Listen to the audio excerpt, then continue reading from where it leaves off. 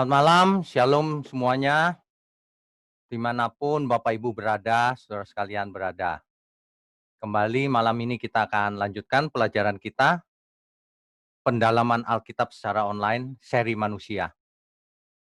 Mari kita berdoa dulu sebelumnya. Mari Bapak Ibu. Bapa yang di surga, kami sungguh ingin belajar terus Tuhan di sisa umur hidup kami. Biarlah melalui program ini banyak orang mendapat berkat, kami semua diberkati. Semakin hari semakin mengerti, semakin lengkap pengertian kami. Sehingga tidak hanya tubuh kami yang diberkati, tapi terutama jiwa dan roh kami. Pakai mulut hamba-Mu untuk menyampaikan kebenaran ini. Biarlah malam ini menjadi malam yang penuh dengan pencerahan firman-Mu. Sebab hanya itulah yang kami butuhkan di masa-masa sulit ini Tuhan.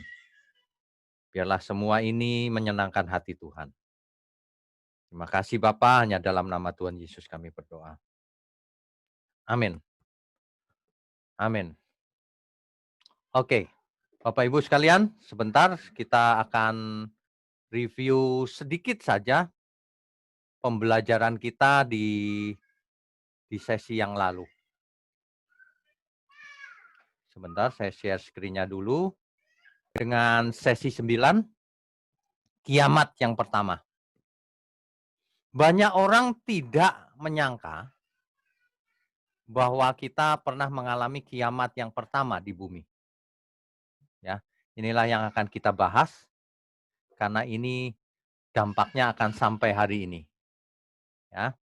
Oke, kita baca dahulu Kejadian pasal 6. Kejadian pasal 6. Kita lanjutkan. Kejadian pasal 6 itu berkisah tentang Nuh. Ya, tentang Nuh.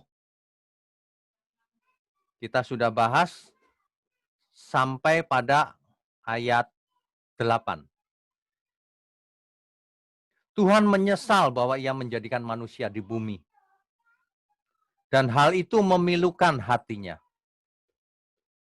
Maka berfirmanlah Tuhan di ayat ke-7-nya, Aku akan menghapuskan manusia yang telah kuciptakan itu dari muka bumi. Baik manusia maupun hewan dan binatang-binatang melata dan burung-burung di udara. Sebab aku menyesal bahwa aku telah menjadikan mereka. Tetapi Nuh mendapat kasih karunia di mata Tuhan.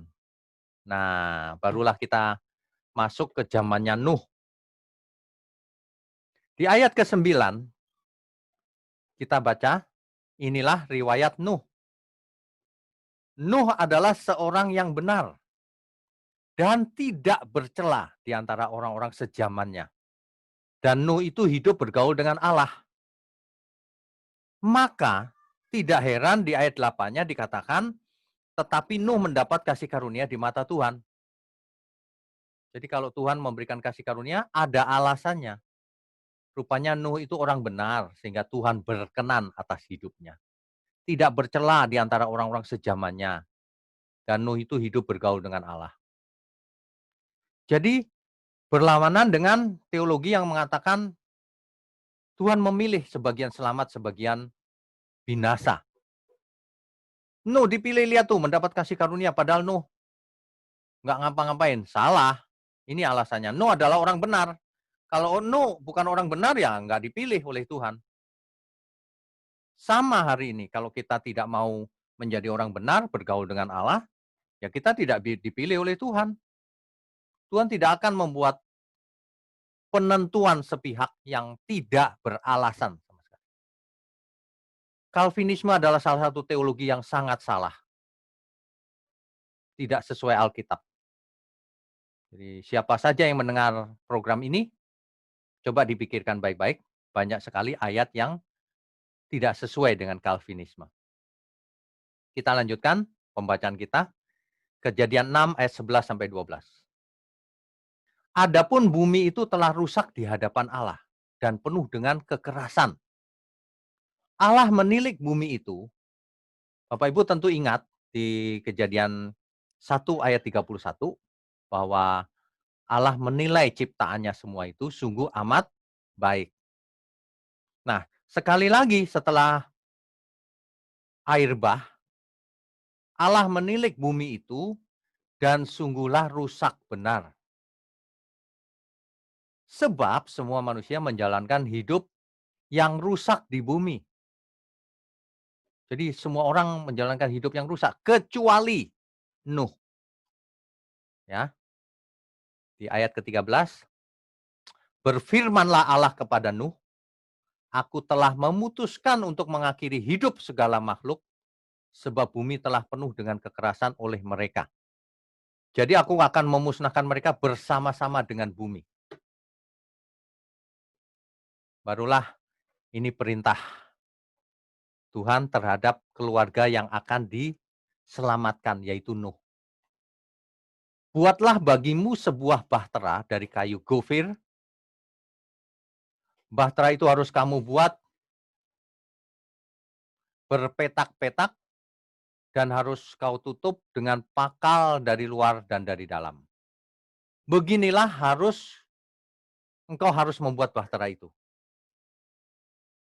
300 hasta panjangnya, 50 hasta lebarnya, tingginya 30 hasta, dan seterusnya. Bisa dibaca di rumah. Ukuran ini itu sangat besar, ya, sangat besar. Kejadian 17 ayat 21, Allah membuat perjanjian dengan Nuh bahwa Allah akan menyelamatkan keluarga Nuh. Nah, yang luar biasa adalah ayat 22, lalu Nuh melakukan semuanya itu tepat seperti yang diperintahkan Allah kepadanya. Demikianlah dilakukannya. Nuh orang benar, Saudara. Makanya Tuhan berkenan Nuh mendapat kasih karunia. Sama kalau kita hari ini kita melakukan tepat yang diingini Tuhan, maka Tuhan berkenan. Itu kalau baca Alkitab itu begitu, ya. Kita lihat dulu ukurannya bahtera itu berapa ya. Ini dia.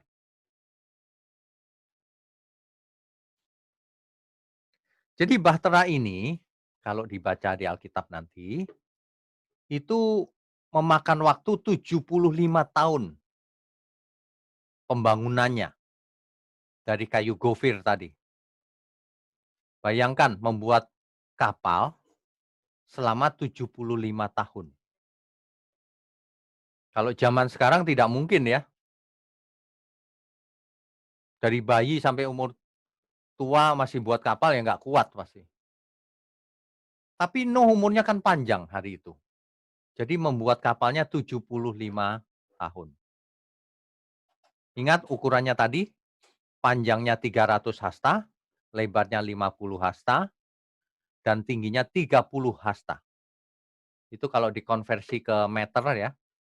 Panjangnya kira-kira 157 meter, lebarnya 26 meter, dan tingginya 15,5 meter. Bapak Ibu bisa bayangkan nggak lebih lebih lebih panjang daripada lapangan bola. Kelihatannya lebih panjang ya harusnya ya.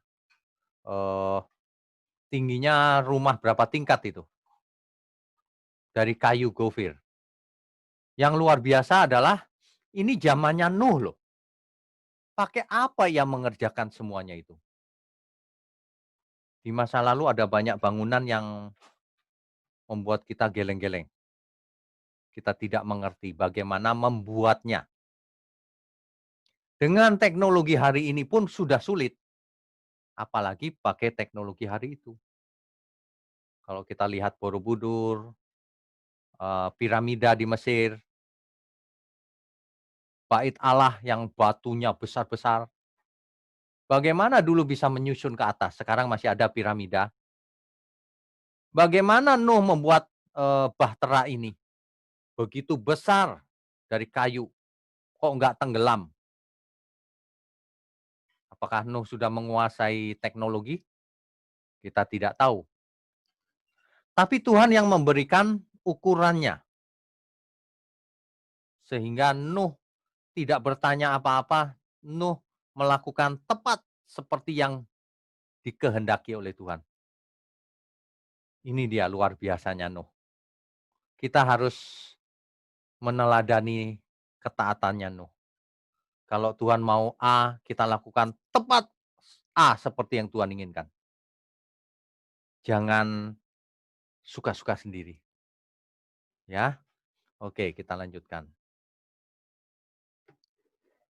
Di Kejadian 7 ayat 6 sampai 9. Nuh berumur 600 tahun ketika air bah datang meliputi bumi. Bayangkan Bapak Ibu, umur Nuh 600 tahun ketika air bah turun terjadi. Masuklah Nuh ke dalam bahtera itu bersama dengan, ingat nih, bersama dengan anak-anaknya. Ada berapa anaknya? Ada 3. Ham, Sem, and Yafet. Dan istrinya. Jadi Nuh dan istrinya dan anaknya 3.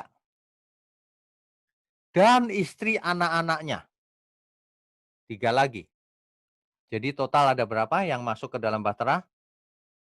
8, betul. Kemudian dari binatang yang tidak haram dan yang haram. Dari burung-burung dan dari segala yang merayap di muka bumi. Datanglah sepasang mendapatkan Nuh ke dalam bahtera itu. Jantan dan betina seperti yang diperintahkan Allah kepada Nuh. Bisa dibayangkan nih, seluruh binatang sepasang-sepasang masuk ke dalam bahtera. Ini seperti dunia akan kiamat dan siapa yang mau masuk ke dalam bahtera, dibuka lebar-lebar pintunya. Ini sebenarnya menggambarkan kita zaman sekarang juga. Tuhan sediakan bahtera keselamatan. Mari semua masuk. Tapi manusia tidak percaya. Manusia menganggapnya dongeng. Manusia menganggap kekristenan dongeng. Waduh, ini mengerikan. Belum belajar sudah mengambil kesimpulan yang salah. Ya, kita lanjutkan dulu. Jadi kalau boleh dibayangkan itu, waduh, besar-besar ini. Seperti kebun binatang ya. Ini zamannya Nuh ini. Nah, di Kejadian 7 ayat 10 sampai 16. Kejadian 7 ayat 10. Setelah 7 hari datanglah air bah meliputi bumi.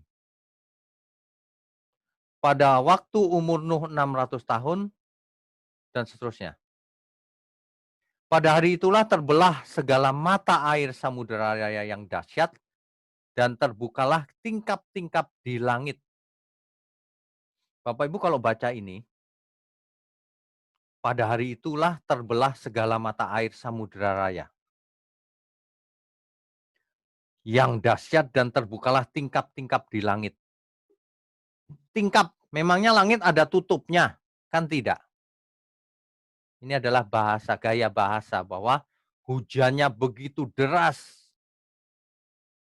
Ya, makanya jangan semua diartikan fisik, harafiah. Ini suatu ungkapan bahwa hujannya itu sangat deras. Ya, oke. Dan turunlah hujan lebat meliputi bumi 40 hari 40 malam lamanya. Bapak Ibu bisa bayangkan nggak 40 hari 40 malam hujan lebat. Kalau hari ini di Jakarta hujan kira-kira 10 di atas 6 jam saja sudah banjir. Rumah saya kalau sudah musim hujan, begitu malam itu hujan, berapa jam kemudian pasti banjir. Banjir di jalanan kira-kira 40 senti. Cuma berapa jam, Saudara. Kalau 40 hari 40 malam dan hujannya itu deras sekali, bukan cuma banjir, air bah. Jadi sebenarnya ini kejadian nyata banjirnya Nuh ini. Ini fisik, harafiah, bukan figuratif. Ini adalah kejadian historis bahwa dunia pernah dilanda banjir sampai tenggelam seluruh yang ada di bumi, ya. Oke, kita baca ayat 13. Pada hari itu juga masuklah Nuh serta Sem, Ham, dan Yafet, anaknya ya, 3 ya, anak-anak Nuh, dan istri Nuh, dan ketiga istri anak-anaknya bersama-sama dengan dia ke dalam bahtera itu. Mereka itu dan segala jenis binatang liar dan segala jenis ternak, dan segala jenis binatang melata yang merayap di bumi, dan segala jenis burung, yakni segala yang berbulu bersayap, dari segala yang hidup dan bernyawa, datanglah sepasang mendapatkan Nuh di dalam bahtera itu. Jadi rupanya tidak disebutkan orang-orang lain yang mau masuk. Yang masuk hanya keluarga Nuh. Yang lain mungkin ngeledek kali ya. Nuh kok buat bahtera di atas bukit? Sudah gila kali ya. Meskipun Nuh sudah menjelaskan ini disuruh Tuhan, tapi banyak orang menolak. Itu sama persis dengan hari ini. Banyak hamba Tuhan yang teriak-teriak, "Ayo bertobat." Disuruh Tuhan pasti. Tapi banyak orang menolak loh. Disuruh belajar kebenaran, menolak. Malas. Nonton film aja, rajin. Disuruh ikut PA online, alasannya macam-macam. Ya kalau memang ada perlu ya nggak apa-apa memang. Soalnya besoknya bisa nonton lewat YouTube. Tapi kalau lewat YouTube tidak ada tanya jawabnya. Ya, kalau ini kan tanya jawab juga memberkati kita semua juga. Termasuk saya. Kalau ditanya, oh iya ya, gitu ya. Oke, sebentar saya sharekan lagi screen-nya. Jadi Bapak Ibu bisa bayangkan nggak, satu keluarga ada di dalam bahtera, umur Nuh ketika itu 600 tahun, lalu Tuhan menutup pintu bahtera itu di belakang Nuh, hujan lebat 40 hari 40 malam. Tentu saja banyak petir, gemuruh yang dahsyat, mengerikan, dan yang jelas eh, semua pasti binasa. Semuanya binasa. Inilah kiamat yang pertama, ya. Siang malam, siang malam, ditutupinya lah segala gunung tinggi di seluruh kolong langit, kata Alkitab. Sampai gunung saja ketutup oleh air bah. Bayangkan tingginya air bah melebihi gunung.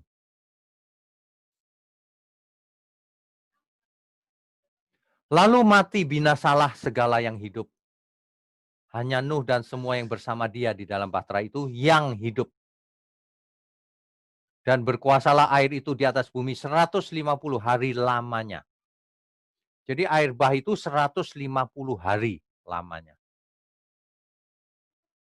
Bapak Ibu, PSBB sudah berapa hari? Berapa bulan? 3 atau 4 bulan ya, lockdown. Dan tidak benar-benar lockdown juga. Tapi kalau Nuh ini benar-benar lockdown loh Bapak Ibu. Stay at the boat 150 hari lamanya itu air menguasai dataran. Itu pun setelah surut, Nuh tidak langsung keluar. Lama sekali Nuh, satu keluarga itu terkungkung di dalam bahtera itu. Jadi kalau kita stay at home ini nggak ada papanya dibanding Nuh. Benar-benar lockdown Nuh. Satu keluarga. Ya. Yang mengherankan juga adalah logistiknya bagaimana ya, makanannya dan sebagainya. Tapi Tuhan sudah perintahkan harus membawa makanan dan bekal yang cukup, kata Tuhan. Ya, oke. Kita lanjutkan. Ini diagram ini cukup rumit, tapi intinya begini, saya mau ceritakan sedikit saja. Waktu Tuhan memerintahkan Nuh membuat bahtera, itu memakan waktu 7 hari, itu memakan waktu semua masuk ke dalam bahtera, di mana ada binatang-binatang, hewan-hewan sebelum mulai banjir itu ya. Nah, 150 hari tadi, 5 bulan kira-kira, itu air naik terus selama 5 bulan, Bapak Ibu, ya, 5 bulan naik airnya. Kemudian hujan berhenti setelah 150 hari. Jadi kalau 150 hari tenggelam, gunung pun tenggelam, ya. Nah, kemudian, eee, 93 hari kemudian gunung masih kelihatan. Tapi terus akhirnya akhirnya berhenti di 300 hari. Banjir ini berhenti setelah 300 hari, kira-kira 10 bulan. Tapi Nuh belum membuka pintu, harus meyakinkan benar-benar yakin. Nah, setelah 70 hari kemudian, barulah Nuh keluar dari bahtera. Jadi lama meskipun sudah banjir selesai, Nuh masih di dalam bahtera kira-kira 70 hari. Jadi kalau di total-total, Nuh ada di dalam bahtera, Nuh lockdown di dalam bahtera, itu totalnya 377 hari. Itu kalau 12 bulan 10 hari, Saudara. Jadi Nuh terkurung di bahtera itu 1 tahun 17 hari. Lama sekali. Tentu saja ayam yang sepasang sudah bertelur, sudah beranak dan seterusnya menjadi banyak juga, ya, menjadi banyak juga. Nah, itulah, eee, jadi seluruh yang hidup yang berada di luar bahtera mati.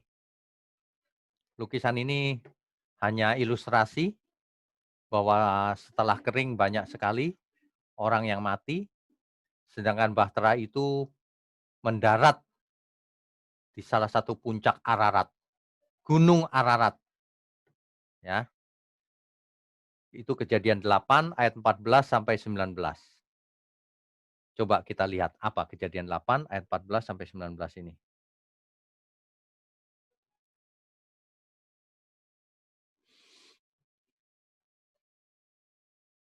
Ayat 16-nya, "Keluarlah dari bahtera itu engkau bersama-sama dengan istrimu serta anak-anakmu dan istri anak-anakmu. Segala binatang yang bersama dengan engkau," dan seterusnya, disuruh keluar oleh Tuhan. Lalu keluarlah semuanya itu, ya. Sehingga seolah-olah bumi ini dimulai dari awal lagi. Kalau dulu Adam yang membuat keturunan, sekarang semuanya musnah. Sekarang Nuh yang akan meneruskan, anak Nuh dan istrinya.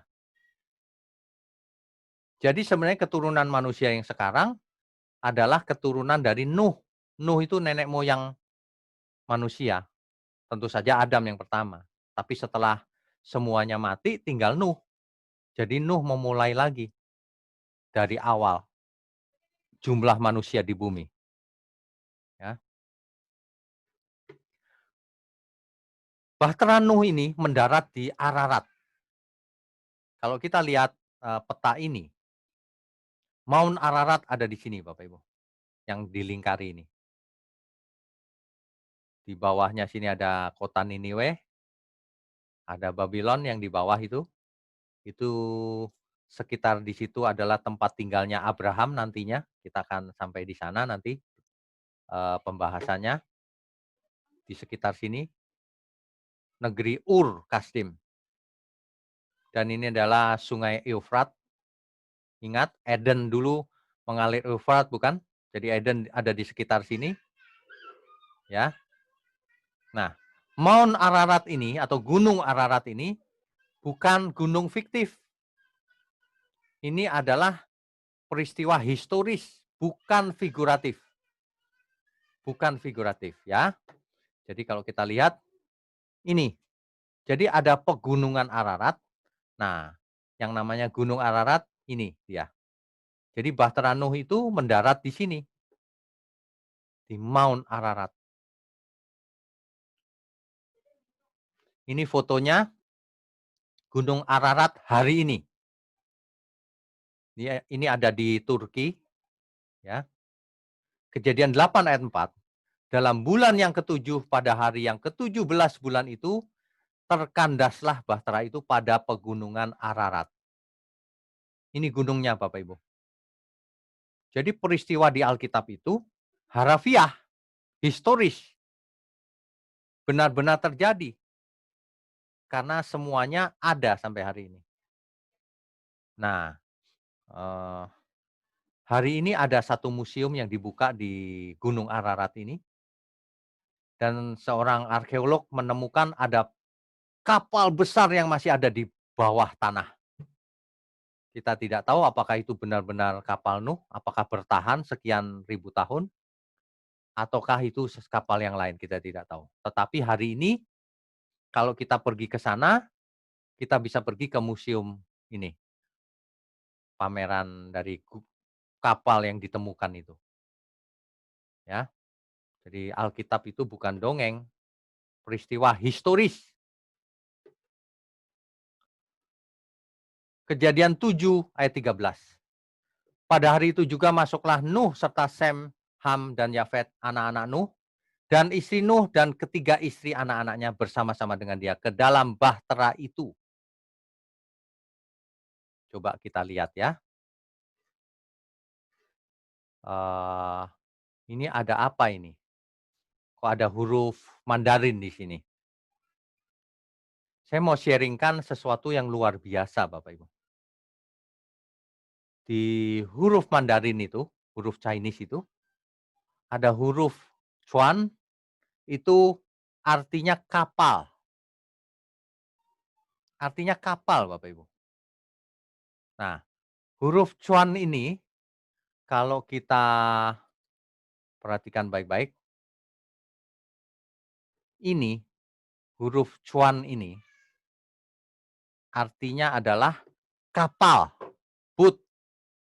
Nah, kita tahu bahwa huruf Mandarin itu terdiri dari beberapa radikal namanya. Radikal itu huruf-huruf lain yang lebih sederhana. Misalnya ini yang pertama ini, kalau kita lihat ini, Chou. Chou ini artinya vessel, vessel itu kapal. Sedangkan yang di atas ini, itu bacanya pa, pa, pa itu artinya 8.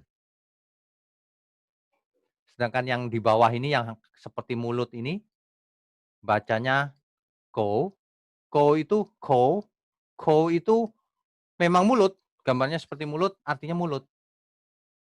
Jadi ada 8 mulut, mulut itu maksudnya orang.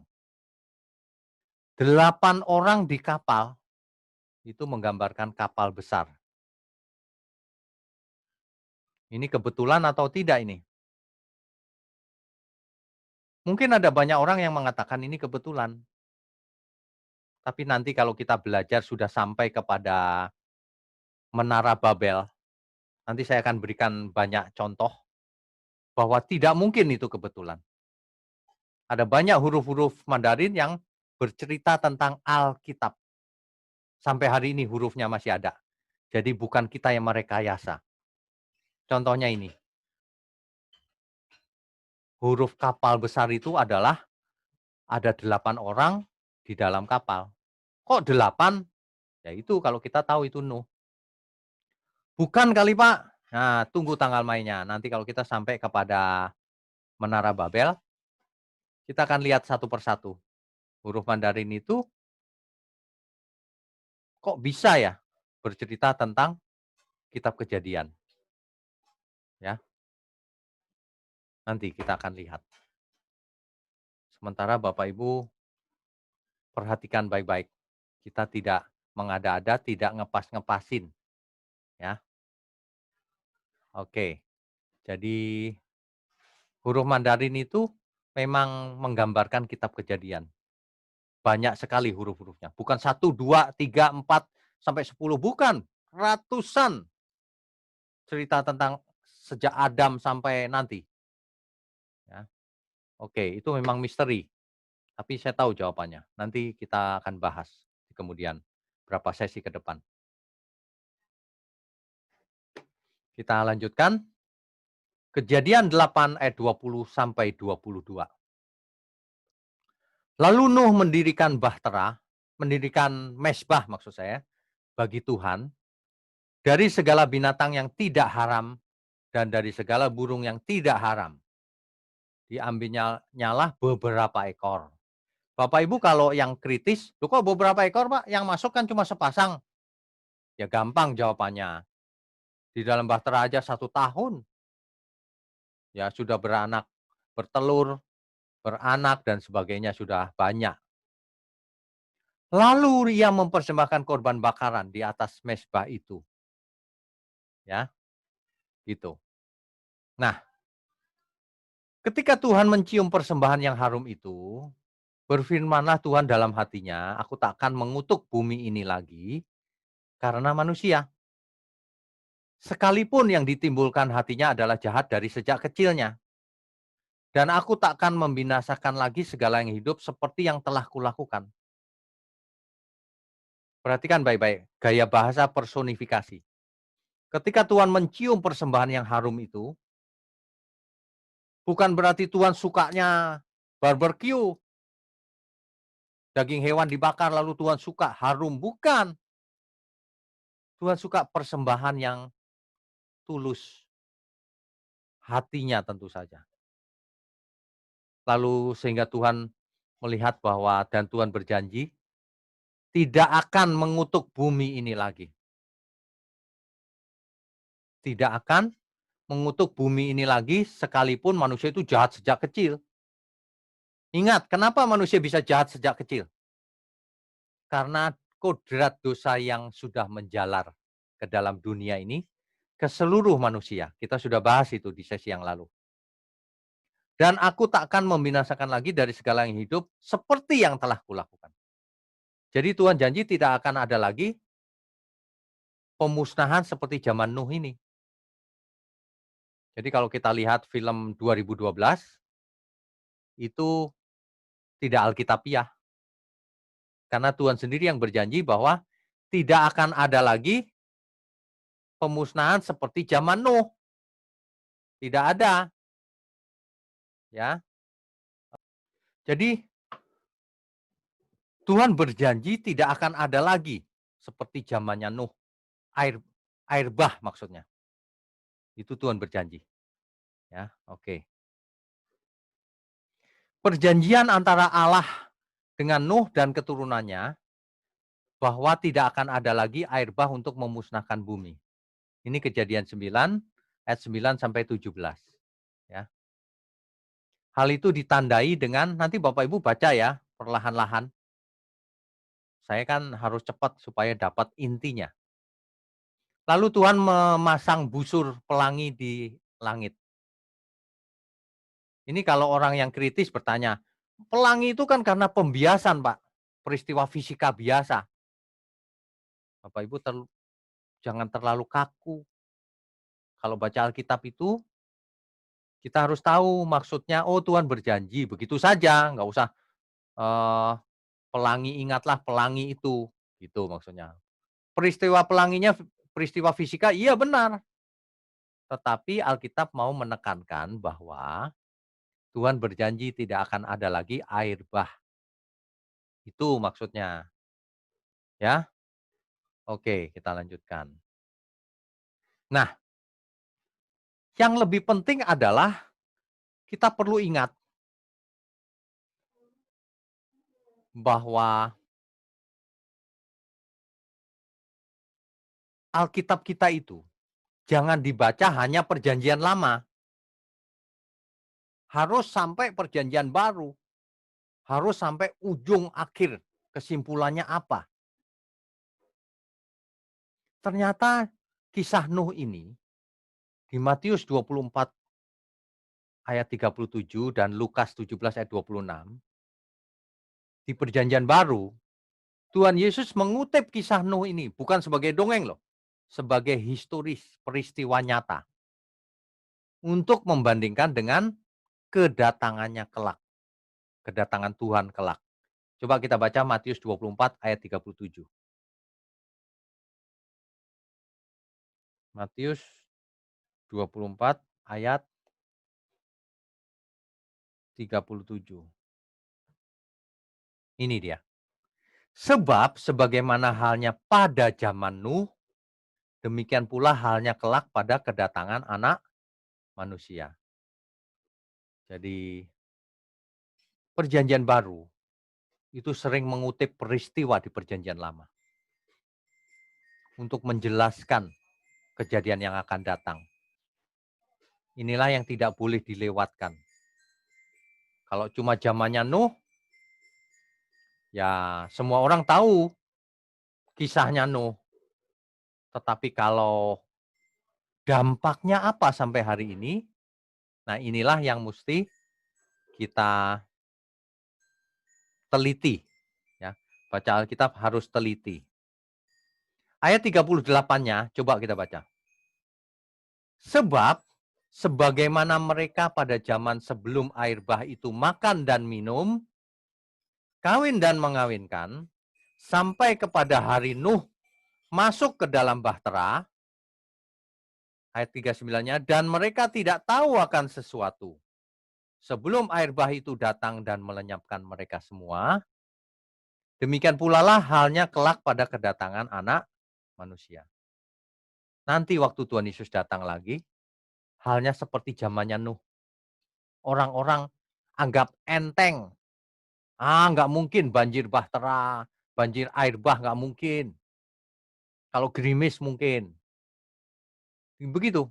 Orang-orang kawin, dikawinkan, dan seterusnya.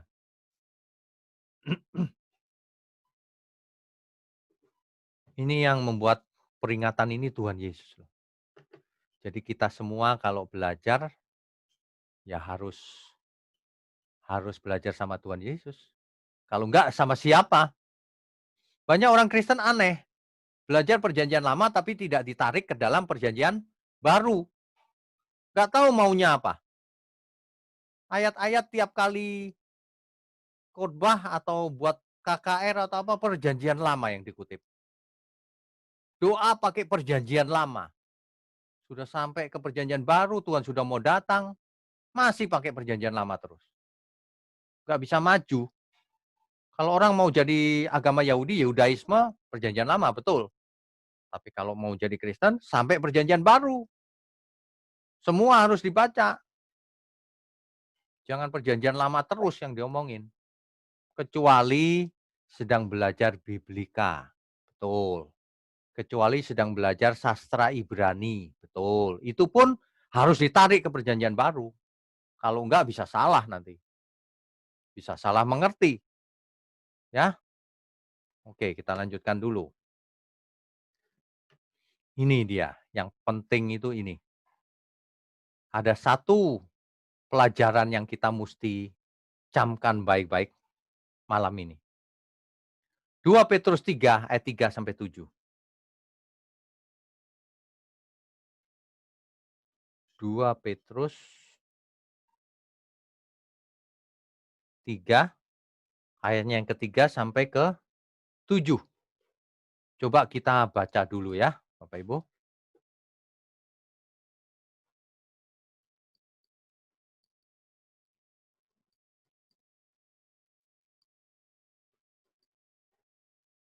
Oke, kita baca dulu. 2 Petrus 3 ayatnya yang ketiga.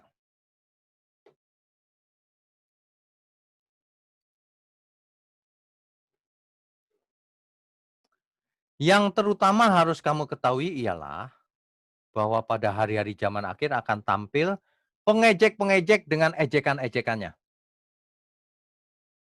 Yaitu orang-orang yang hidup menuruti hawa nafsunya. Nah, ini dia. Bapak Ibu perhatikan,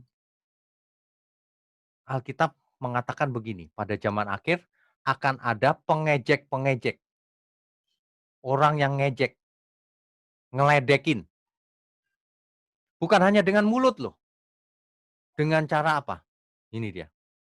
Orang-orang yang hidup menuruti hawa nafsunya. Jadi kalau ada orang Kristen, hidupnya suka-suka sendiri menuruti hawa nafsunya, ia sedang mengejek Tuhan. Itu artinya ayat ini. Jangan pernah ada di antara kita rajin PA, tapi hidupnya nggak benar. Itu ngeledek namanya. Ngejek Tuhan. Hati-hati loh. Setiap saat kita bisa mati. Jangan sampai ada di antara kita yang termasuk dalam pengejek-pengejek itu. Nulis di internet sembarangan. Nyerang ke kiri, ke kanan. Bikin hoax. Video kita diedit. Terus dikasih kalimat-kalimat yang seolah-olah kita sesat. Hati-hati, kau mengejek Tuhan. Semua orang Kristen yang hidupnya nggak benar itu mengejek Tuhan artinya. Ngeledek. Tuhan sudah mati buat kita. Kok masih ngeledek? Ya. Nah, ini yang dikisahkan dalam 2 Petrus 3 ini, ayat 4-nya. Kata mereka, di manakah janji tentang kedatangannya itu? Sebab sejak bapak-bapak leluhur kita meninggal, segala sesuatu tetap seperti semula pada waktu dunia diciptakan. Ada orang-orang yang ngeledeknya begini, katanya Tuhan mau datang. Dari dulu sampai sekarang, kok nggak datang-datang? Gitu. Ini yang hendaknya menjadi pelajaran buat kita. Ayat ke-5. Mereka sengaja tidak mau tahu. Jadi mereka tidak mau tahunya itu sengaja. Lagi-lagi Calvin salah dalam hal ini. Manusia itu sengaja tidak mau tahu. Bukannya ditentukan binasa oleh Tuhan, tidak. Sengaja tidak mau tahu bahwa oleh firman Allah, langit telah ada sejak dahulu. Dan juga bumi yang berasal dari air dan oleh air. Ayat ke-6, dan bahwa oleh air itu, bumi yang dahulu telah binasa, maksudnya di zamannya Nuh itu, dimusnahkan oleh air bah, ya. Ayat ke-7, ini yang menjadi peringatan. Banyak orang kalau baca ayat ini miss, tidak menangkap maksudnya. Coba Bapak Ibu perhatikan baik-baik. Kan tadi cerita tuh bahwa di zamannya Nuh bumi pernah musnah oleh air bah. Tapi kan kita tahu juga Allah berjanji tidak akan memusnahkan lagi pakai air bah. Makanya di ayat ke-7 ini, 2 Petrus 3 ayat 7, ya, perhatikan baik-baik. Tetapi oleh firman itu juga, langit dan bumi yang sekarang terpelihara dari api. Bayangkan, apa artinya? Terpelihara dari api. Sekarang ini langit dan bumi sedang dipelihara dari api, nggak kena api gitu. Apa artinya? Nanti kena api dan disimpan untuk hari penghakiman. Nanti untuk penghakiman. Dan kebinasaan orang-orang fasik, orang-orang jahat, termasuk pengejek-pengejek itu. Yang ngakunya percaya Tuhan, tapi perbuatannya jahat. Yang memang Kristen sih, tapi jahat terhadap sesama. Hatinya penuh kebencian. Wah, penuh kepalsuan. Apa yang dikatakannya, perbuatannya berlawanan. Menipu ke kiri, ke kanan. Merugikan orang banyak. Tidak mengasihi keluarga. Waduh, hidup menurut nafsunya sendiri. Itu ngeledek Tuhan namanya. Ya. Nah, eh,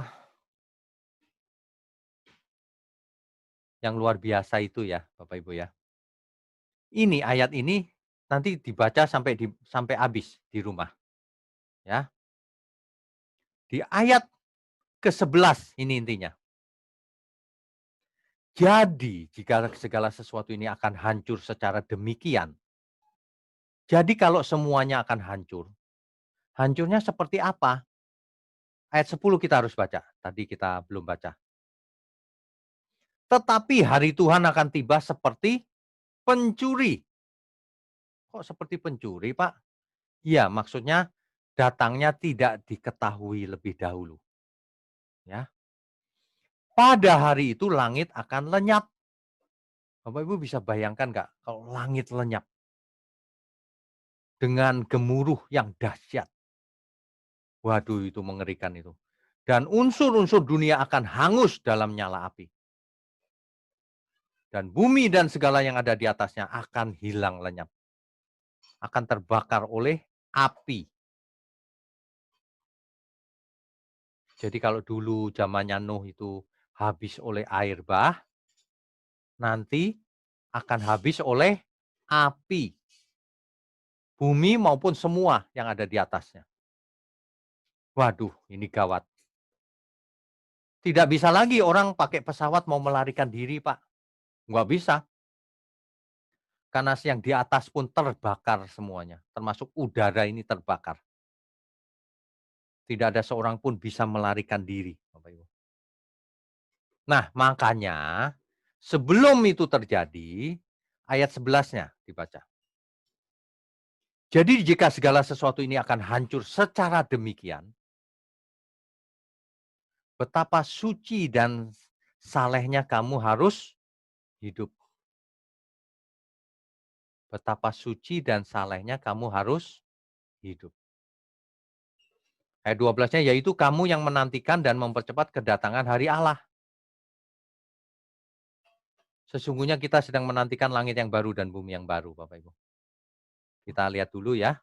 Saya akan share screen-nya.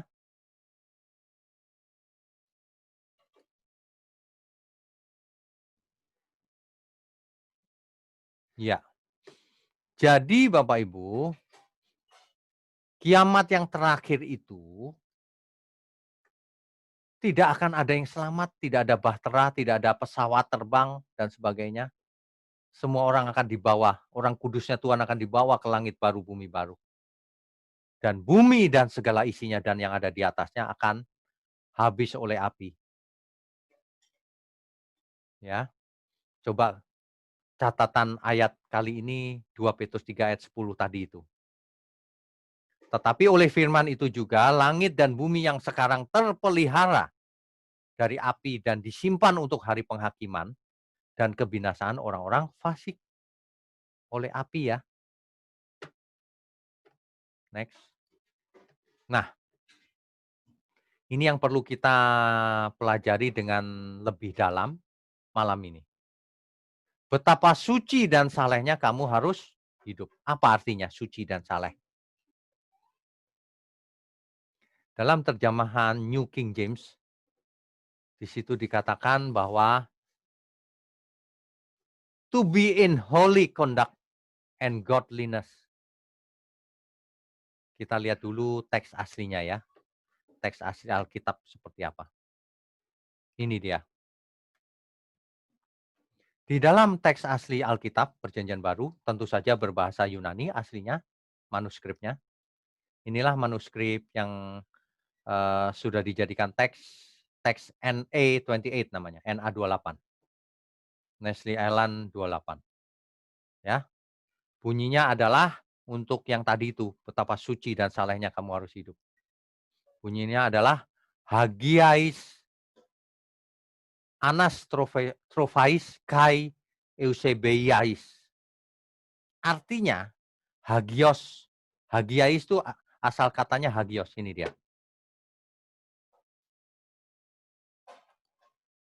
Ini hagios. Hagios itu artinya holy, kudus, pure. Pure itu murni, perfect, sempurna. Dedicated to God artinya. Didedikasikan untuk Tuhan. Hidup yang didedikasikan untuk Tuhan. Nah, sedangkan anastrophies itu asal katanya anastrophe. Itu artinya way of life, cara hidup, kelakuan, behavior, ya, conduct, etika hidupnya bagaimana. Sedangkan eusebeia itu artinya pity atau godliness, yang bersifat Tuhan. Jadi, kalau kita mau terjemahkan secara lebih sederhana, kalau langit dan bumi ini akan hancur sedemikian oleh api,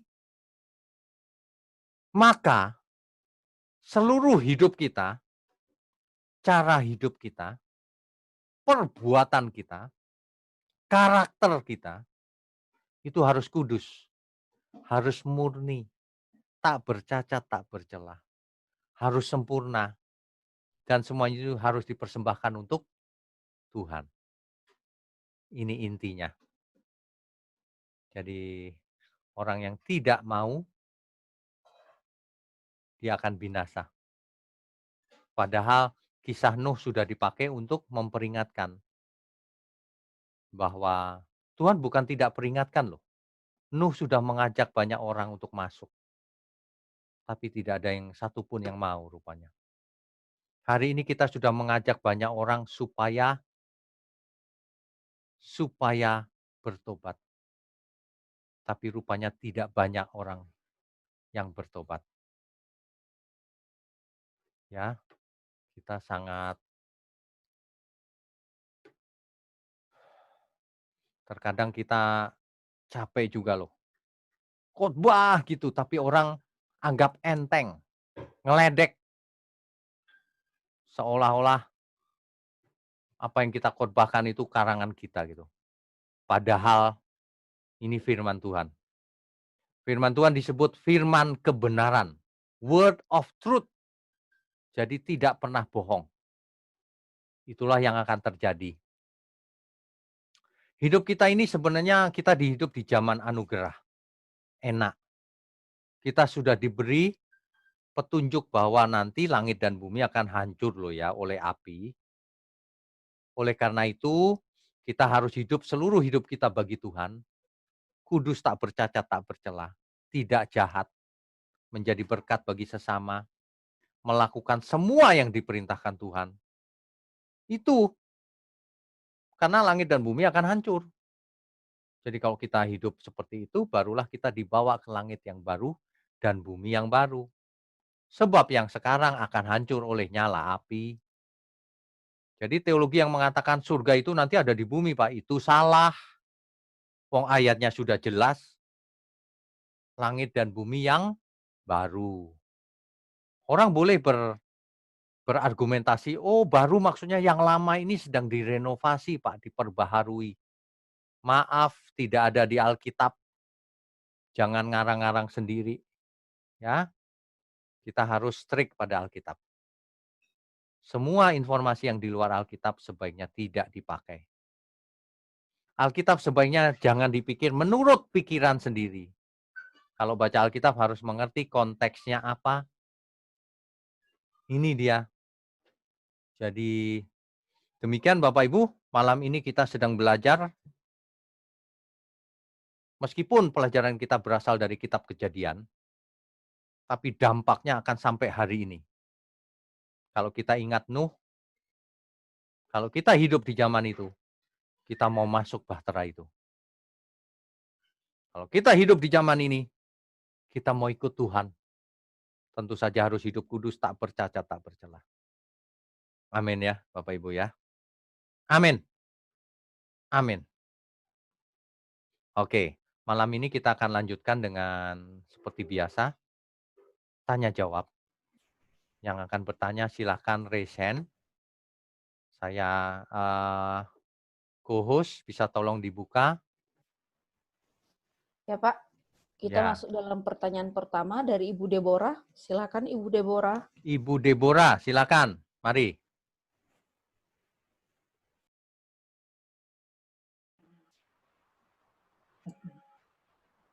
Selamat Halo. malam Pak Nyo. Selamat malam Bu Deborah. Ya, Ya, saya mau silakan. saya mau tanya yang tadi 2 Petrus 3 ayat 7 itu kan dibilang tetapi oleh firman itu juga langit dan bumi yang sekarang terpelihara dari api dan disimpan untuk hari penghakiman dan kebinasan orang-orang fasik. Ya. Apa itu maksudnya bumi akan jadi neraka ya Pak? Iya, benar. Jadi Bapak Ibu, Bu Deborah, kalau kita baca ini kan bumi ini disimpan untuk hari penghakiman. Nanti hari penghakiman baru oleh api. Nah, sebenarnya teks Alkitab itu ketika bicara soal neraka, itu teks aslinya adalah Gehenna yang dipakai. Kata yang dipakai itu Gehenna. Gehenna itu tulisannya G-E-H-E-N-N-A. N-nya double, Bu. Gehenna. Gehenna itu apa? Gehenna itu adalah lautan api. Danau api. Jadi bumi ini di angkasa akan jadi danau api. Bumi dan bulan dan tata surya mungkin akan jadi danau api semuanya. Itulah neraka. Jadi sekarang neraka itu belum ada ya Pak? Belum. Itu Jelas? aja Pak. Jelas ya? Oke. Ya, kasih Pak. Ya, Tuhan berkati. Next. Oke, selanjutnya Ibu Astuti Lilis. Silakan Ibu Astuti. Ibu Astuti, silakan. Salam Pak Wignyo. Shalom Ibu. Ya, terima kasih Pak atas penjelasannya. Saya ingin bertanya di Kejadian 9 ayat 3. Kejadian 9 ayat 3 dan 4 Pak ya. Boleh saya baca Pak? Ya. Segala yang bergerak yang hidup akan menjadi makananmu. Aku telah memberikan semua itu kepadamu seperti juga tumbuh-tumbuhan hijau. Ayat 4-nya hanya daging yang masih ada nyawanya, yakni darahnya janganlah kamu makan. Ya. Pengertiannya mohon maaf kalau saya terbatas pengertian. Pengertian saya bahwasanya segala yang bergerak setelah zaman Nuh itu boleh dimakan kecuali daging yang masih ada nyawanya. Tetapi saya, ini Pak mohon maaf kalau saya tidak lihat perikop, tetapi di kejadian di kejadian 7 ayat 2, ayat 8, dan di kejadian 8 ayat 20 itu ada mengupas tentang haram dan halal itu Pak. Betul. Jadi bagaimana itu Pak? Oke, baik. Ini pertanyaannya bagus nih. Ini sebenarnya saya bahas sesi-sesi berikutnya ada itu nanti. Tapi nggak apa-apa, begini. Waktu terjadi air bah, tentu saja seluruh tumbuhan di bumi lenyap. Ya. Kan tertutup air bah. Nah, sedangkan manusia, Nuh dan keluarganya sudah bawa bekal. Nah, karena 1 tahun di Bahtera, jadi bukan tidak mungkin hewan-hewan itu pun sudah beranak pinak. Sudah bertelur dan sebagainya ya. Lalu Tuhan memerintahkan segala yang bergerak, itu maksudnya hewan, binatang. Yang hidup akan menjadi makananmu. Padahal sebelum zaman Nuh, gak ada yang makan binatang. Semuanya vegetarian.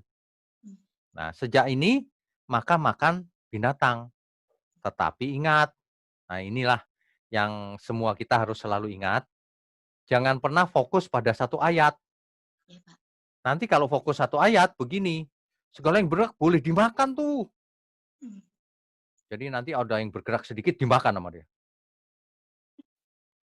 B3, B4, B5 lewat dimakan.